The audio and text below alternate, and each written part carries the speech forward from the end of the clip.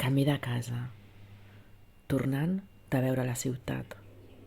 No entenia on s'havia abocat tota aquella vida i encara m'ha costat més pensar en la vida d'ara, la meva, aquesta casa, aquesta mare, aquest bosc, en Boris, aquestes cartes, aquests porcs, aquests dies, aquest món, tot podrint de tan tranquil que és.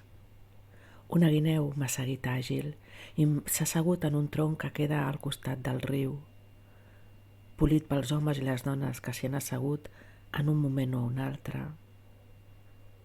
Allà he començat a enumerar idees que no havia pensat abans.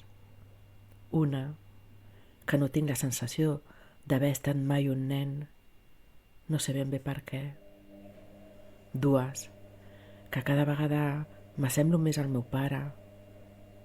3, que fa temps que ja no demano, que no vull acabar de la mateixa manera. 4, que si seguim sense repintar la fusta, la casa s'enfondarà d'aquí a un parell d'anys.